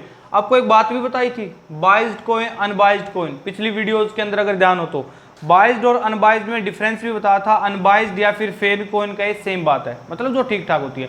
Biased होता गड़बड़, वो कितनी गड़बड़ है, वहां पर मैंने एक बात कही थी कि नेक्स्ट एक्सरसाइज के अंदर, नेक्स्ट क्वेश्चन के अंदर ये बात आएगी कितनी गड़बड़ है, लेकिन वहां पर मैंने सिर्फ बताया था कि वहां पर बाइज्ड क्या होता है, जिसके अंदर कुछ ना कुछ गड़बड़ की हो। अब देखो वैसे अगर कॉइन की, फेयर कॉइन की बात करें, एक तरफ हेड होना चाहिए एक तरफ टेल होना चाहिए। उनकी प्रोबेबिलिटी की बात करें, उनके चांसेस की बात करें, हेड आने के भी 50% चांस होते हैं, टेल आने के भी 50% चांस होते हैं। तो यहाँ पर एक ऐसा कॉइन है कि 2 हेडेड कॉइन है। There are 3 coins, one is 2 headed coin having head on both face, another is a biased coin, मतलब कि गड़बड़ है। कितनी गड़बड़ है, that comes up head 75% of the time, मतलब 75% हेड आने के चांस है। वैसे तो 50% होने चाहिए अगर फेयर कॉइन है तो, लेकिन यहाँ पर 75% चांस है। Third is an unbiased coin, और जो तीसरा वो ठीक ठाक है। One of 3 coin is chosen at randomly and toss, तीनों में से एक कॉइन को सिलेक्ट किया और हमने टॉस कर दिया। इट शोज हेड, ये शो करता है हेड को, क्या करता है शो, हेड को शो करता है। What is the probability that it was the 2 headed coin, भाई शो करो कि व्हाट इज द प्रोबेबिलिटी, हाँ what is the probability that it was the 2 headed coin, जो हमने टॉस किया हेड आया वो 2 हेडेड कॉइन था। चेक करो प्रोबेबिलिटी चेक करो। तो इवेंट क्या माने, सबसे पहले let even event 2 headed coin, E2 event क्या लेट करोगे, बाइज्ड कॉइन। E3 इवेंट क्या लेट करोगे, अनबाइज्ड कॉइन, ठीक है। और जो कॉमन इवेंट होगा, जो कॉमन हमारा ए इवेंट होगा, वो क्या होगा, हेड्स कम आउट, हेड आने के चांस, हेड कम आउट। अब देखो प्रोबेबिलिटी ऑफ इवन, पहले तो देखो उसने कहा हमारे पास ना 3 सिक्के हैं, देयर आर 3 कॉइन्स, ठीक है, और हमने टॉस किए वो कॉइन, टॉस किए भाई, टॉस किए हेड आया, तो फाइंड द प्रोबेबिलिटी कि वो सिक्का कौन सा था, हमारा 2 हेडेड कॉइन था, मतलब कि probability of A even upon A find out करोगे। प्रोबेबिलिटी ऑफ इवन, 3 हेड है, हेड आने का चांस, 2 हेडेड कॉइन आने के चांस क्या रहेंगे, 1/3। प्रोबेबिलिटी ऑफ E2 क्या रहेगा, 1/3, और प्रोबेबिलिटी ऑफ E3 क्या रहेगा, वो भी क्या रहेगा, 1/3। Probability of A upon E3, A event क्या है, A upon E1, probability of A upon E1, even event क्या, 2 हेडेड कॉइन, और A क्या, हेड कम आउट, वो तो क्या हो जाएंगे, दोनों तरफ हेड है, कंप्लीट 1 होगा, दूसरा आने का कोई चांस ही नहीं, टेल आने का तो कोई चांस ही नहीं है, तो वहां पर क्या होगा, probability of A upon E1 1। Probability of A upon E2। अब probability of A upon E2 क्या होगा, ए हैड कम आउट और E2 बाइज्ड कॉइन। कितनी गड़बड़ है, 75%। 75% डिवाइड बाई 100 मीन दैट ए 3/4। और probability of A upon E3। अब ए अपॉन E3 क्या हो जाएगा, A upon E3 head come out unbiased coin है तो 1/2 ही चांस रहेंगे। क्या रहेंगे, 1/2 चांस रहेंगे। ठीक है, अब देखो यहाँ पर फाइंड आउट करना हमने प्रोबेबिलिटी ऑफ E1 अपॉन ए। तो क्या होगा, probability of E1 into probability of A upon E1 divide by probability of E1 into probability of A1 upon E। Probability of A upon E1 plus probability of E2, probability of A upon E2 plus probability of E3 into probability of A upon E3। भाई denominator के अंदर तो ना सभी का सम आएगा, denominator के अंदर सभी का सम आएगा, न्यूमिनेटर के अंदर जो चीज हमने फाइंड आउट करनी है वो आएगी यहाँ पर। ठीक है, तो अब देखो यहाँ पर आप वैल्यू पुट करते चले जाओ। अब probability of E1 upon A equal to probability of E1 1/3, A upon E1 1 divide by 1/3 into 1 plus E2 1/3 into 3/4 plus 1/3 into 1/2। अब इसको सोल्व कर लो। 1/3 divide by 1/3 plus 3/12 plus 1/6। 1/3 divide by, यहाँ पर आप एलसीएम लोगे, एलसीएम क्या आएगा 12, 3 4 जा 12, 4 पे गया 4 1 जा 4 प्लस 12 इंटू 12 1 जा 12, 1 पे गया 1 3, तो क्या रहेगा यहाँ पे 3 प्लस 6 2 जा 2, तो 1/3 इंटू 12/4 और 3 7 और 2 9, कैंसिल आउट करोगे 4 पे। लास्ट में जो हमारा आंसर मिलेगा 4/9 के इक्वल। चलिए एक बार देखते हैं क्वेश्चन नंबर 7th क्वेश्चन हमारे पास। An insurance company insured 2000 scooter drivers. Insurance की बात आ गई भाई, इंश्योरेंस की बात जो हमने पहले एग्जांपल दिया था कि इंश्योरेंस और एक्सीडेंट का, क्वेश्चन उसी पे बेस है। N insurance company insured 2000 scooter drivers, 4000 car drivers, 6000 truck drivers. भाई 2000 स्कूटर ड्राइवर का इंश्योरेंस किया है, 4000 कार ड्राइवर्स का और जो 6000 ट्रक ड्राइवर्स का इंश्योरेंस किया है। The probability of an accidents are, और उनके एक्सीडेंट होने की प्रोबेबिलिटी भी गिवन है 0.01, 0.03, 0.15 respectively. One of the insured person meets with an accident. In persons का जो स्कूटर, कार और फिर ट्रक ड्राइवर हैं जो इनका इंश्योरेंस किया है, इनमें से किसी भी हम एक पर्सन को लेते हैं रैंडमली और उसका क्या होता है meet with an accident. What is the probability that he is a scooter. Probability तो यहाँ पे है नहीं, प्रोबेबिलिटी तो यहाँ पे है नहीं क्योंकि 1 से ज्यादा है, तो प्रोबेबिलिटी अब हमको फाइंड आउट करनी पड़ेगी। तो यहाँ पर E1 पहले तो देखो इंश्योरेंस हुआ, पहले वही लेट करेंगे हम, let E1 event, E2 event, E3 event. Let E1 event क्या रहेगा, scooter drivers insured. E2 event car drivers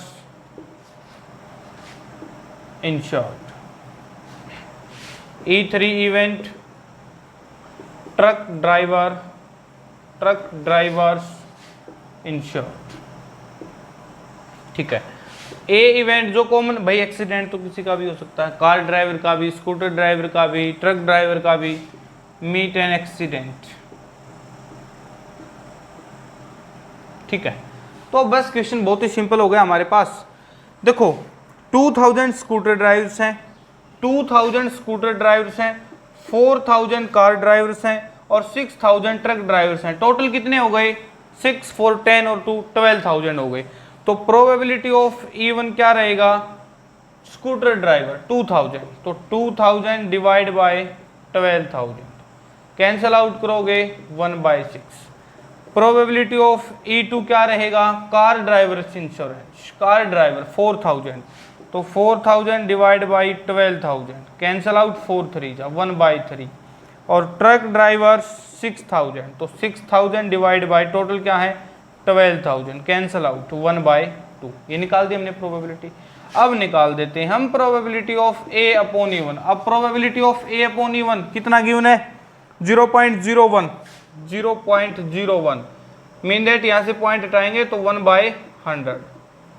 probability of A upon E2, probability of A upon E2 क्या रहेगा 0.03। Car drivers with an accident respectively 0.03 तो 3/100।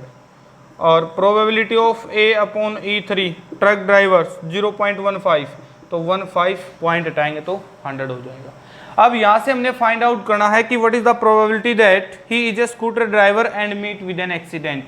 Accident scooter driver, तो probability of E1 upon A find out करेंगे। Probability of E1, probability of A upon E1 divide by probability of E1, probability of A upon E1 plus probability of E2, probability of A upon E2 plus probability of E3, probability of A upon E3। तो यहाँ पर अब values put करके आप solve करेंगे। Probability of E1 है 1/6, A upon E1 है A upon E1 1/100 divide bye 1/6 into 1/100 plus 1/3 into 3/100 plus 1/2 into 15/100 15/100। तो अब इसको यहाँ से सोल्व करो आप। 1/600 डिवाइड बाय 1/600 प्लस 3/300 प्लस 15/200, ये चीज़ होगी हमारे पास। अब जो है इसको जब हम कैलकुलेशन करेंगे, सोल्व करेंगे, यहाँ से रफ कर देंगे।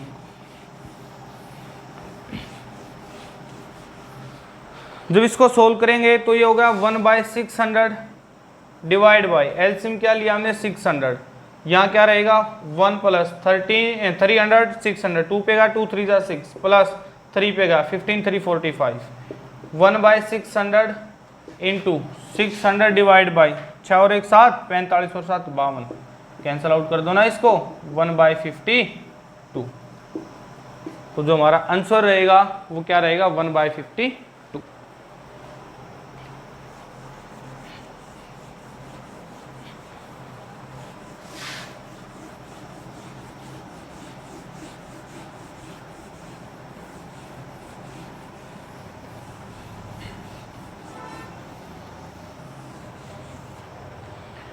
नेक्स्ट क्वेश्चन, क्वेश्चन नंबर 8, फिर वही मैन्युफैक्चर प्रोडक्शन वाला क्वेश्चन है। A factory has 2 machine A and B, past record shows that machine A produce 60% of the items of output and machine B produce 40% of the items. भाई एक factory के अंदर ना 2 machine है, machine A और machine B, ठीक है। जो मशीन A है वो प्रोड्यूस करती है 60%, टोटल का जितना भी वहाँ पर आइटम्स प्रोड्यूस होते हैं उसका 60%, B मशीन प्रोड्यूस करती है 40%। After that, 2% of item produced by machine A and 1% produced by machine B were defective। भाई जो A मशीन ने बनाया उसमें से 2% डिफेक्टिव निकलता है, जो मशीन B ने बनाया उसमें से 1% डिफेक्टिव निकलता है। तो all the items are put into one stockpile and then one item is chosen at randomly। वहाँ से हमने एक आइटम को randomly चूज किया, सेलेक्ट किया and is found to be defective। 2 machine एक फैक्ट्री के अंदर, A मशीन मशीन B दोनों प्रोडक्शन करती हैं। A मशीन 60% प्रोडक्शन करती है, B मशीन 40% प्रोडक्शन करती है।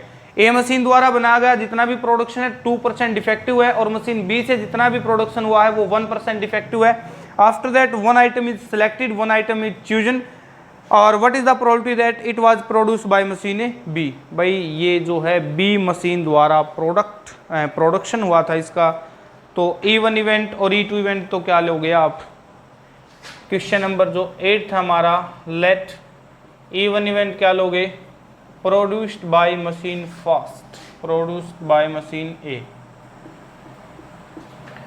E2 इवेंट क्या लोगे, प्रोड्यूस्ड बाय मशीन B, ठीक है। A इवेंट जो कॉमन होगा वो क्या होगा, डिफेक्टिव आइटम्स, डिफेक्टिव आइटम्स, ठीक है। Probability of E1, A machine कितना प्रोडक्शन देती है 60%, 60/100। B machine E2 probability of E2 कितना प्रोडक्शन देती है 40%, 40/100। Probability of A upon E1, भाई E1 इवेंट तो हो चुका है ना, A मशीन से प्रोडक्शन हो चुका है, A मशीन जो प्रोडक्ट कर चुकी है, तो probability of A upon E1 defective कितना है 2%। कितना डिफेक्टिव है मशीन A का, हाँ जी 2%, तो 2/100। और probability of A upon E2 क्या है 1%, 1/100। An item is selected randomly, an item is chosen randomly, एक आइटम हमने वहां से सेलेक्ट किया और क्या किया, फिर उस आइटम को जो सिलेक्ट किया ना वो मशीन ए का मिला, किससे किसका प्रोडक्शन मिला, वो बाय मशीन ए। तो आप क्या find by machine B find out करना आपने। यहाँ पर जो क्वेश्चन है वो लास्ट में क्या दिया है, बाय मशीन बी मशीन से प्रोडक्शन हुआ है।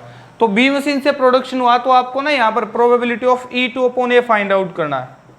भाई कई बार क्या होता है, जैसे कंडीशनल प्रोबेबिलिटी में भी बच्चों ने पूछा था कि सर प्रोबेबिलिटी ऑफ A/B लें, B/A ले, वो कैसे फाइंड आउट करेंगे हम, वो चीज जो गिवन होती थी।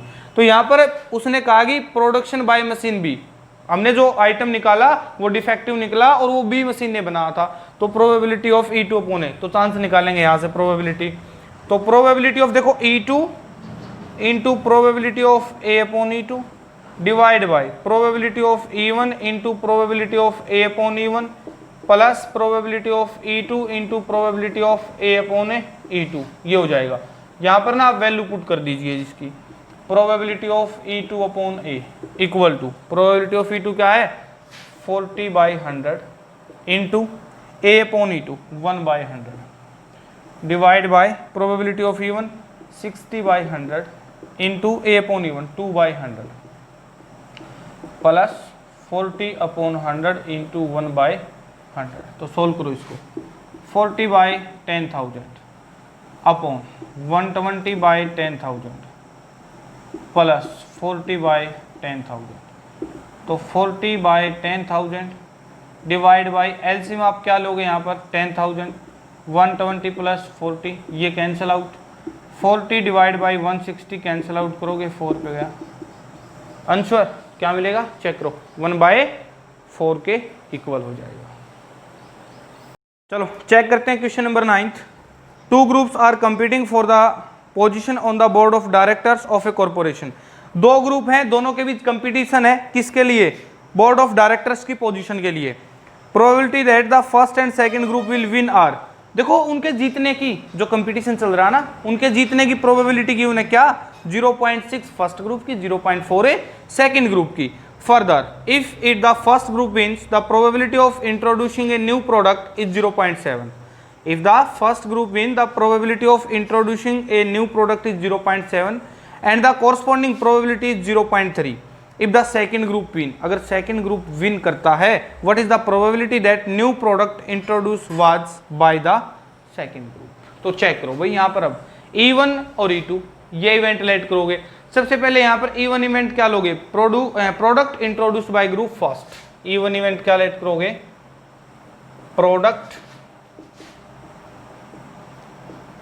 Introduced by group A first. E2 event क्या लोगे, product introduced by group second. A wins the competition, भाई दोनों ग्रुप जीत सकते हैं ना, wins the competition. First group भी कंपटीशन विन कर सकता है, सेकंड ग्रुप भी कंपटीशन विन कर सकता है। अब प्रोडक्ट इंट्रोड्यूस करे बाय ग्रुप फर्स्ट, क्या गिवन है probability of E1, probability of E1 क्या गिवन है यहाँ पर 0.7, probability of E2 second group की 0.3 और प्रोबेबिलिटी ऑफ A/E1 क्या है विंस द कंपटीशन, A/E1 क्या 0.6 और प्रोबेबिलिटी ऑफ A/E2 क्या है भाई 0.4। ये चीज है यहाँ पे चेक करो एक बार। फाइंड आउट क्या करना, find the probability that new product introduce by the second group और विंस द कंपटीशन। ठीक है, तो देखो यहाँ पर क्या है probability of E2/A find out आपको करना है। प्रोबेबिलिटी ऑफ E2/A आप यहाँ पर फाइंड आउट करेंगे, तो यहाँ क्या करोगे formula, probability of E2 probability of A/E2 divide by probability of E1 probability of A/E1 plus probability of E2 probability of A/E2। ठीक है, तो यहाँ पर ना आप वैल्यू पुट कर दीजिए, वैल्यू पुट करोगे प्रोबेबिलिटी ऑफ E2 क्या है 0.3 into A/E2 0.4 divide by probability of E1 0.7 into और ए अपॉन ई टू क्या, ए अपॉन ई वन क्या, 0.6 प्लस 0.3 इंटू 0.4 मल्टीप्लाई करोगे 4 3 जा 12, 2 के बाद पॉइंट, 7 6 जा 42, 2 के बाद पॉइंट, 4 3 जा 12, तो ये होगा 0.12। यहाँ पर इसको ऐड करो, 0.12 डिवाइड बाई 2 और 2 4, 4 और 1 0.5। देखो 2 के बाद ऊपर पॉइंट, 2 के बाद नीचे, डायरेक्ट आप कैंसिल आउट कर सकते हो,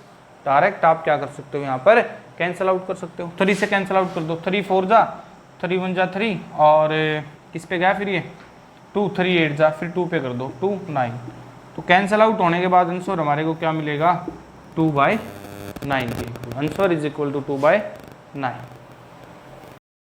देखते हैं क्वेश्चन नंबर 10th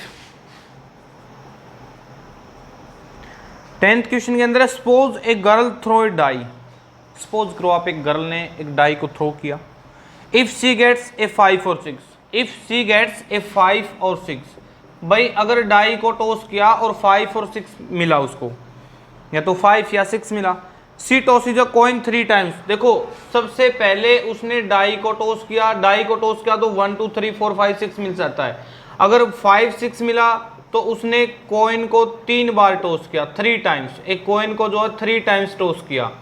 अगर 1 2 3 4, अगर 1 2 3 4 मिलता है, उसने कॉइन को एक बार 1 टाइम टॉस किया, ठीक है।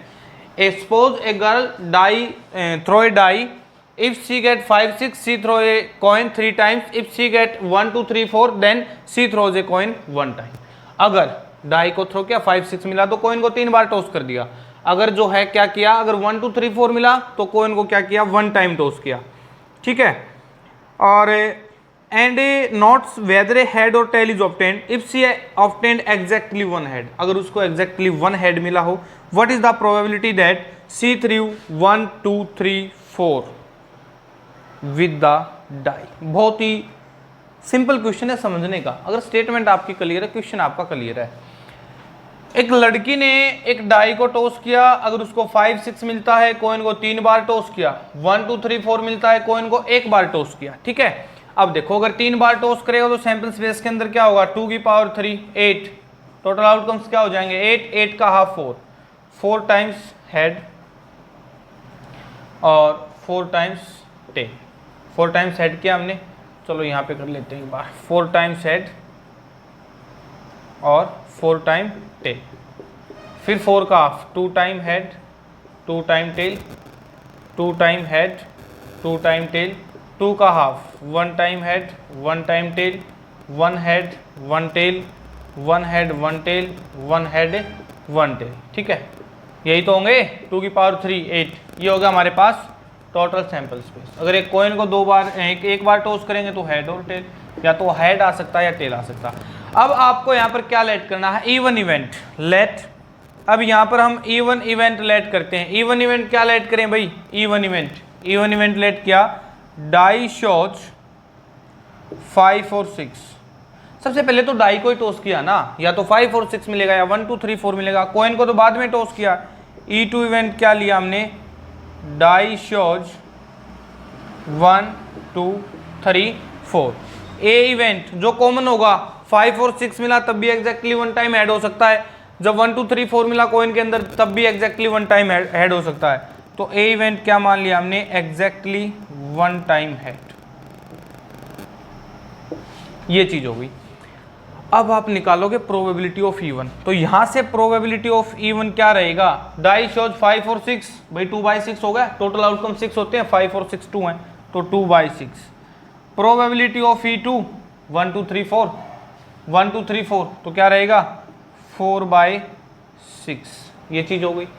अब निकालें हम यहाँ पर probability of A upon E1, probability of A upon E1 निकालेंगे तो A क्या है एग्जैक्टली 1 टाइम हेड और इवन इवेंट क्या है, डाई शोज 5 और 6। जब डाई 5 और 6 दिखाए, 5 और 6 शो करे तो 1 टाइम हेड, एक केस ये हो गया, एक केस ये होगा, एक केस ये होगा, 3 टाइम्स 2 टाइम्स 2 टाइम्स, और एग्जैक्टली 1 टाइम की बात कही है, एग्जैक्टली 1 टाइम हेड, एक केस ये रहेगा।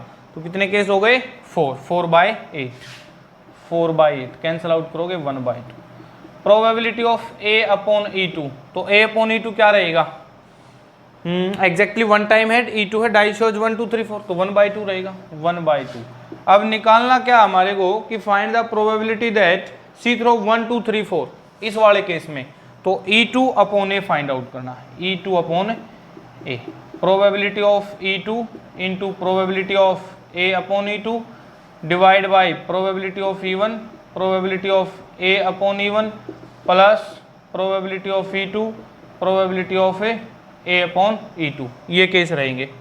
तो अब आप चेक करो, यहाँ से वैल्यू पुट कर दो आप यहाँ पर, probability of E2 4/6 A upon E2 1/2 divide by probability of E1 2/6 into 1/2 plus 4/6 into 1/2, तो चेक करोगे 4/12 डिवाइड बाई 2/12 प्लस 4/12, नीचे एलसीएम लोगे 12 हो जाएगा, 4/12 12 एलसीएम न्यूमिनेटर के अंदर गया, 4 और 2 6, 12 से 12 कैंसिल आउट, 2 2 जा 2 3 जा कैंसिल आउट करोगे, लास्ट में जो आंसर मिलेगा हमारे को क्या मिलेगा, 2/3 के इक्वल।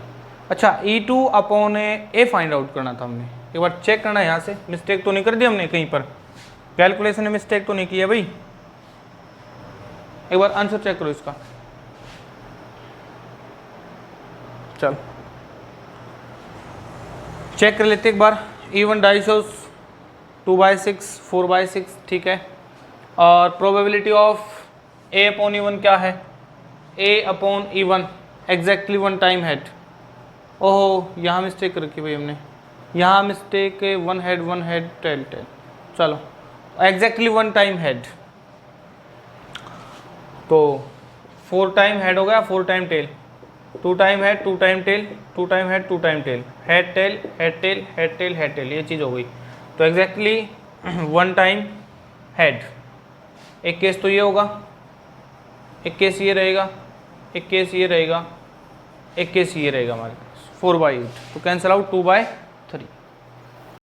यहाँ मिस्टेक रखी हुई इसकी, 4 टाइम हेड 4 टाइम टेल, यहाँ पे टेल ही आएगा ना, यहाँ मिस्टेक रखी इस क्वेश्चन में, इसलिए आंसर मैच नहीं हुआ इसका, तो ये रहेगा टेल, तो ये 3/8 हो जाएगा केस इसका। Probability of A upon E1 क्या रहेगा यहाँ पे, 3/8 होगा भाई, यहाँ मिस्टेक थी, ये टेल आएगा हेड की जगह पे, 3/8 ए अपॉन E1 की वैल्यू, और ए अपॉन E1 प्रोबेबिलिटी इसकी वैल्यू यहाँ क्या रहेगी, 3/8 ये वैल्यू रहेगी, ठीक है।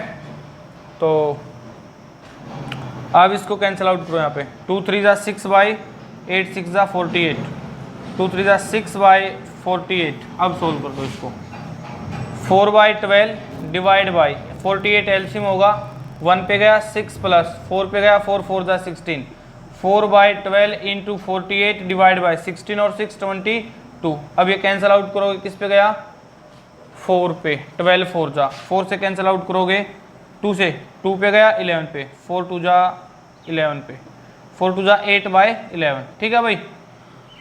ये मिस्टेक थी यहाँ पे इसकी, हेड था यहाँ पे टेल आएगा, तो यहाँ पे क्या रहेगा आंसर, 8/11 के इक्वल। क्वेश्चन नंबर 11 जो है बिल्कुल क्वेश्चन नंबर 8 की तरह है, वहाँ पर 2 मशीन थी, यहाँ पर 3 मशीन है, ठीक है। A manufacture has 3 machine operators A, B and C. First operator A produce 1% defective, whereas the other 2 operations B and C 5% and 7% defective. A is on the job for 50% of time. A क्या रहता है total time का 50% of the job. B is on job for 30% of the time and C is on the job for 20% of the time. ठीक है, और अब यहाँ पर E1, E2, E3 वही इवेंट लोगे। E1 इवेंट क्या लोगे, यहाँ पर आप खुद करना है 11th क्वेश्चन नंबर, बिल्कुल सेम एज इट इज है क्वेश्चन नंबर 8 की तरह, ठीक है। E1 इवेंट लोगे आप, यहाँ पर output is produce by A, E2 event output produce by B operator B, और E3 लोगे आउटपुट प्रोड्यूस बाय C, और A लोगे डिफेक्टिव। बस सभी की प्रोबेबिलिटीज गिवन है, आपको सोल्व करना भाई, probability of E1 upon A find out करना है, ठीक है। चलो क्वेश्चन नंबर 12 देख लेते हैं एक बार, last question of this video. A card from a pack of 52 cards is lost. Total card हमारे पास 52 होते हैं, उनमें से एक कार्ड लॉस्ट हो जाता है। From the remaining cards of the pack, देखो टोटल 52 है, उनमें से एक कार्ड लॉस्ट हो गया। अब भाई हमारे को नहीं पता वो कार्ड कौन सा लॉस हुआ है, स्पेड का, क्लब का, हार्ट का, डायमंड का, लेकिन हम क्वेश्चन की कंडीशन पर जाएंगे। From the remaining card of the pack 2 cards are drawn from and drawn, 2 card हमने वहां से निकाले, टोटल 52 कार्ड्स, वहां से एक कार्ड लॉस्ट हो जाता है, उसके बाद हमने 2 कार्ड निकालने हैं। And are found to be both diamond, और हमारे को क्या मिल गया, वो दोनों डायमंड के मिल गए, ठीक है। Find the probability the lost card being a diamond, lost card क्या हो, डायमंड। देखो भाई, चलो इस वीडियो का जो है लास्ट क्वेश्चन, आज तो वीडियो भी बड़ी लंबी बन गई है। Question number 12। अब एक चीज देखो, टोटल 52 कार्ड है, एक कार्ड लॉस होगा, बाकी जो कार्ड बचे उनमें से 2 कार्ड निकाले, दोनों कार्ड डायमंड के हों, तो अब ये कंडीशन ये आती है कि lost card is a diamond, lost card is diamond, lost card is a not a diamond. तो हम इवन इवेंट मान लेते हैं यहां पर, let even event, lost card is diamond, जो कार्ड हमारा लॉस हुआ वो क्या था, diamond. E2 event, lost card is not diamond, वो हमारा डायमंड का नहीं, क्योंकि हमने तो यहाँ पर बात सिर्फ डायमंड की करनी है भाई डायमंड की बात करनी है हमने, तो सिर्फ lost card is diamond, lost card is not diamond, या तो डायमंड का लॉस हो गया, डायमंड का नहीं लॉस हुआ। ए क्या मानोगे, both drawn cards are diamond. A event, both drawn cards are diamond. देखो, अगर एक कार्ड डायमंड का लॉस हो जाता तब भी 2 कार्ड निकल सकते हैं डायमंड के, अगर एक भी कार्ड लॉस नहीं होता डायमंड का तब भी 2 कार्ड निकल सकते हैं। कॉमन इवेंट है तो E1 है तब भी ये हो सकता है, E2 है तब भी ये हो सकता है। तो प्रोबेबिलिटी ऑफ E1 क्या रहेगा, probability of E1, lost card is diamond, diamond के कार्ड कितने होते हैं 13, 13/52, कैंसिल आउट करोगे 1/4। Probability of E2, lost card is not diamond, भाई डायमंड को छोड़ के कितने कार्ड बचे, 39, स्पेड क्लब हार्ट 39 बचे, कैंसिल आउट कर दो, 39/52, 13 से 3 पे 4 पे 3/4 हो गया। और probability of A upon E1, अब आपको यहां पर ध्यान देना है, अब यहां पर आप ध्यान से देखेंगे, probability of A upon E1, both drawn cards are diamond, दोनों कार्ड डायमंड के हैं। एक चीज देखो ना, यहां पर लॉस्ट कार्ड है डायमंड का, एक डायमंड का कार्ड अगर लॉस होगा तो टोटल से भी तो एक कम हुआ कार्ड, भाई 52 थे, एक डायमंड का लॉस हुआ तो एक कार्ड बोथ एक कार्ड जो टोटल से भी तो लॉस हुआ है, तो यहां पर बोथ कार्ड्स आर डायमंड, क्या रहेगा 12, 13 में से एक कार्ड गया, 12/51 इंटू, एक कार्ड डायमंड का लॉस हो चुका है तो टोटल 51 बचे, और यहाँ 12 into 11/50। Probability of A upon E2, भाई लॉस्ट कार्ड डायमंड नहीं है, बोथ कार्ड आर डायमंड, तो क्या रहेगा 13/51, टोटल का तो लॉस हुआ है, इंटू 12/50, ये चीज होगी। अब आपने फाइंड आउट करना है कि हमने दो कार्ड निकाले, दोनों डायमंड के थे, और तब थे वो जब डायमंड का कार्ड लॉस हो चुका है। तो probability of E1 upon A find out करोगे, probability of E1 into probability of A upon E1 divide by probability of E2 या E1, probability of A upon E1 plus probability of E2 into probability of A upon E2, ये चीज रहेगी ना यहाँ पे। अब देखो यहाँ से भाई, अब यहाँ पर ना आप वैल्यू पुट करोगे, यहाँ पे probability of E1 upon A, value put करते चले जाओ, probability of E1 1/4 into A upon E1 12/51 into 11/50 divide by 1/4 into 12/51 into 11/50 plus probability of E2 3/4 into 13/51 into 12/50। अब यहाँ पर ना इसकी मल्टीप्लाई करोगे आप, यहाँ पर इस साइड हम रफ कर देते हैं, ये क्लियर हो गया ना इस चीज की, ये इस तरफ का पोर्शन। तो यहाँ पर अब सोल्व करेंगे तो इसको कैंसिल आउट कर देते हैं, चलो 4 3 जा 3 पे गया, 11 3 जा 33 डिवाइड बाई 51 की और 50 की मल्टीप्लाई 10, 5 1 जा 5, 5 5 जा 25 डिवाइड बाई, यहाँ से भी कैंसिल आउट कर दो, 4 3 पे गया, 3 इंटू 11 33 डिवाइड बाई 2550 प्लस यहाँ से भी कैंसिल आउट कर दो ना, 4 3 जे 3 पे गया, 3 3 जा 9, 9 इंटू 13 117 डिवाइड बाई 51 और 50 की गुणा 2550, तो भाई 33 divide by 2550 divide by LCM लोगे, एलसीएम क्या आ जाएगा, चलो मल्टीप्लाई करा देते हैं, यहाँ पर एलसीएम यही रहेगा 2550 और बटे 117 और 33, 117 और 3 120, 120 और 30 150, ये cancel out, equal to 33 divide by 150। इसको और कैंसिल आउट करो, 3 से कैंसिल आउट कर दो, 11 बाई 3 5 जा 50, 11 बाय 50 के इक्वल। तो भाई यहाँ से ये वीडियो गई तो ज़्यादा लंबी है, मेरे हिसाब से ये 1.5 घंटे के आसपास वीडियो गई है। तो कोई नहीं, ये कंसेप्ट आपको यहाँ से क्वेश्चन पक्का मिलेगा एग्जाम के अंदर, बेस थ्योरम। और आई होप यहाँ से ना अब इसके बाद इस वीडियो को देखने के बाद आप बेस थ्योरम का क्वेश्चन गलत नहीं कर सकते, मे बी। फिर भी कोई डाउट है तो कमेंट बॉक्स में कमेंट करके बताएं, सेपरेट वीडियोस के लिए अपलोड कर देंगे। Thanks everyone.